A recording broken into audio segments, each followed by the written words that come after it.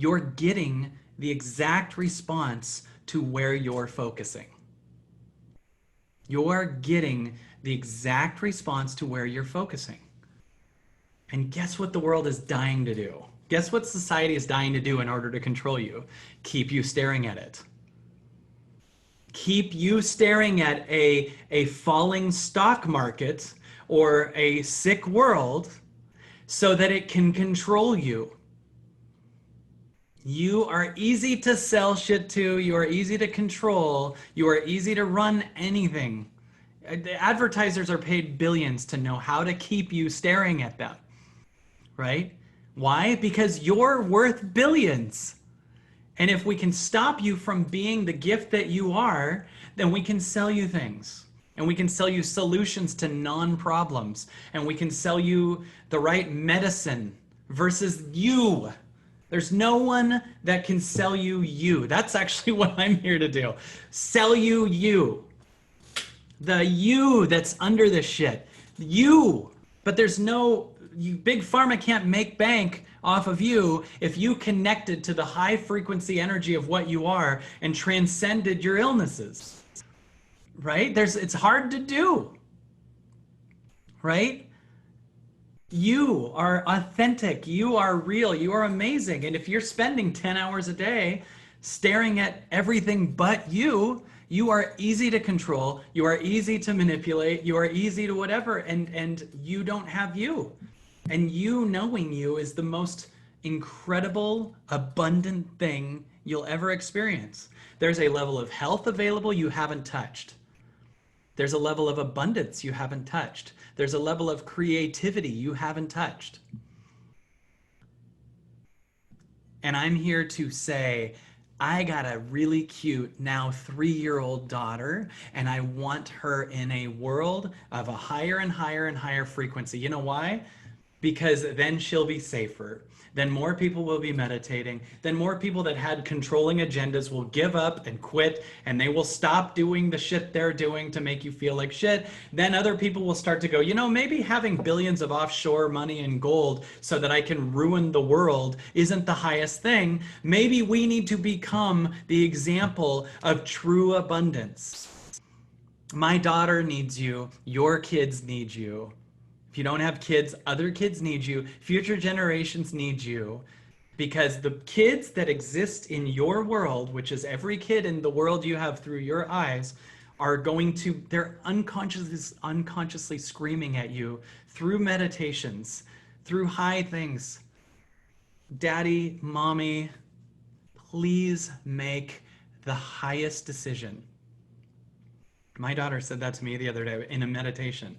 I just had a future version of my daughter. Dad, please say no to the thing that doesn't align. Please say yes to the thing that does. Please. Dad, please give me a safe life by becoming what you are. Please please know that little lagging, whatever, sip of alcohol or extra latte is actually a lot bigger of a thing than you think. It's not just that sip. You start going, I'm the person that says just this sip once, and then I am a couple hours later, then I am a couple hours later. Just this out of alignment thing that I'm in.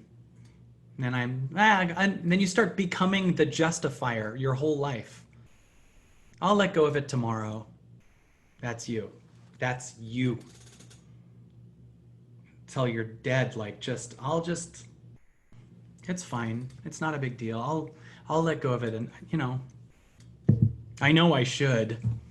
I totally should do that. Becomes the sentence you say forever.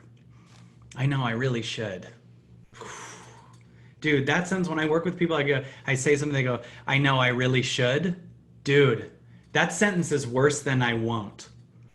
Can you hear why? It's a second layer away from the true you. I know I really should.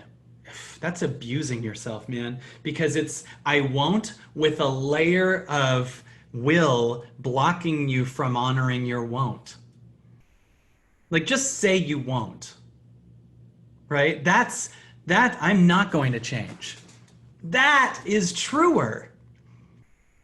right? I should is a fake I would on top because I'm too scared to look at I won't, right? So you're putting a movie of I will on top of your I won't. So it's just layers away from your heart. Like you're 2 layers away from your heart. I should, yeah, I know I need to start doing that. That is a sentence to feel like you are in order to ignore that you aren't. I should meditate. Dude, I hear that all the time. I know I should start to meditate. Dude, literally just do this. Like, why put 2 layers over it? Like, just go. You know what I mean? I know I need to start. What are you doing? Or how about this one? You know what I hear people do? They go, yeah, I get it. I've meditated. Do you know how funny that sounds? Yeah, I did. I did it once. I went to the gym 10 years ago. I'm still like this, so it doesn't work. I'm still overweight. You went once 10 years ago. Yeah, I know. One time I had a big speech to give and I went to the gym for 20 minutes and then I gave the speech and it was great. But yeah, I get it. I know meditation. Now you become meditation. We got to become that frequency. We got to become that space. I want to dare you to undo yourself from the unconscious pattern of saying the positive thing over the honoring of the layer of the not thing, right? Let's undo it. Let's at least say, yeah, I'm not going to meditate. That has some strength in it. I'm not going to change. Boom, at least we're being honest there. Each day, like, I know I should get out of this. I know this doesn't.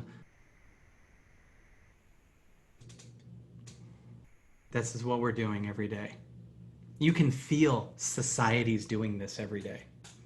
Can you feel this? I know I should we're just this giant clump of I know I should. I totally should. And it goes from I know I should to what happened with my life. Like what happened with my life?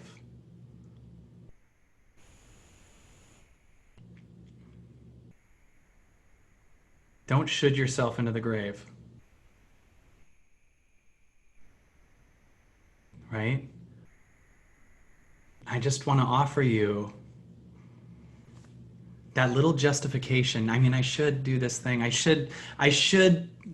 I'm not saying you shouldn't take care of someone or help someone, but if you say, I should take care of them though, I'm not saying we aren't supposed to take care of someone, but I'm saying I can hear in the frequency that you're sacrificing your soul right now. And I've seen so many people sacrifice their souls into the grave. And there have been people in my life that have done that. And I spent many years in my life trying to show them how incredible they were. And they didn't have to do that.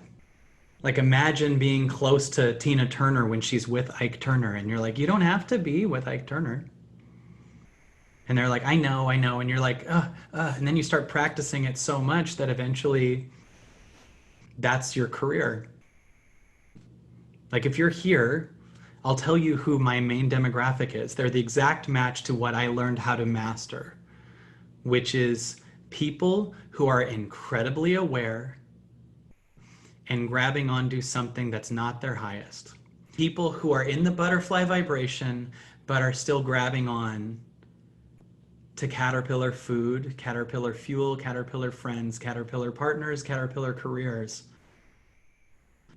And you know, if you saw Michael Jackson in a cover band at a Mexican restaurant, I promise you he'd be the most depressed. You'd think he'd be the best one in the cover band. No, he's in a cage. His soul isn't creating Billie Jean. And he would be the first to die. Do you get what I'm saying? Because his creativity is being stifled into singing, Don't Stop Believing again with this group. I know there's more. Shut up, man. We all know there's more. Life's better. Anyway, yeah, we should do that. 2, 3, 4. Just a small town girl. That's not what he's here to do. living in a lonely world. Erica, don't do that weird squeak, dude. We're trying to make 80 bucks at this gig. Could you stop saying "da" and that shit? We're just, we're trying so hard. We didn't name our band Gurney for no reason. But I don't know. It's just kind of my thing. I know. But Journey didn't do that, and Gurney won't either. Steve Perry till the end. Okay. Shit. What? I said beat it. What? Never mind. Isn't that sad? He just gave up right there.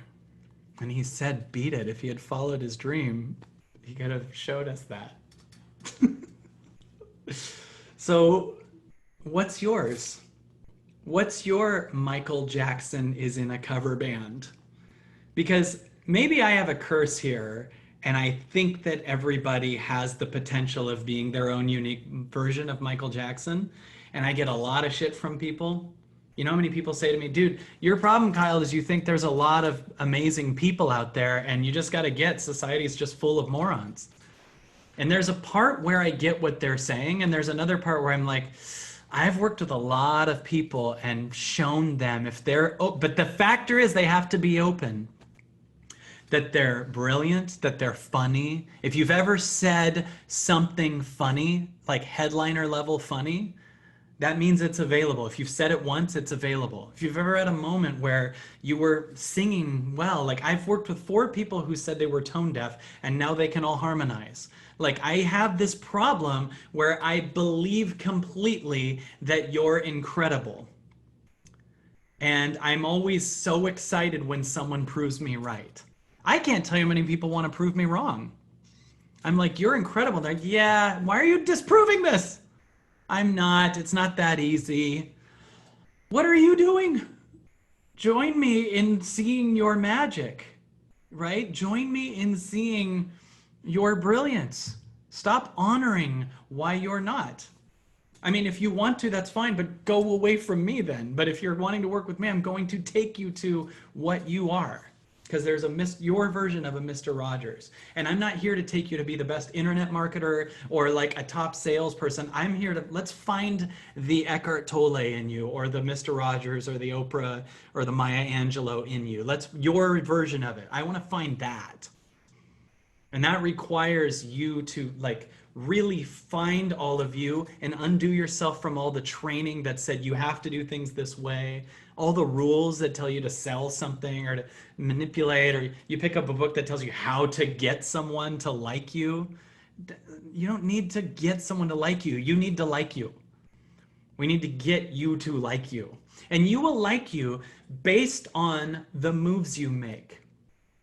Okay? Like people stay in bad things and then try to force themselves to like themselves. You will like yourselves based on the moves you make. In other words, if you stay in a situation you don't like, you can't egoically force yourself to like yourself while you're constantly holding on to this thing that actually is a declaration you don't love yourself. Right? If you want to like yourself, make crazy moves.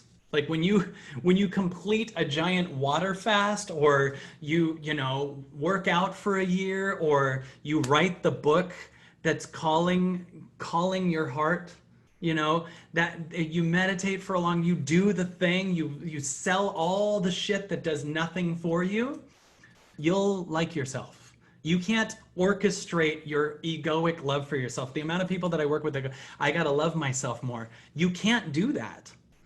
You have to find the actual fulfillment that's on the other side of you accessing the highest truth of you. That's already here.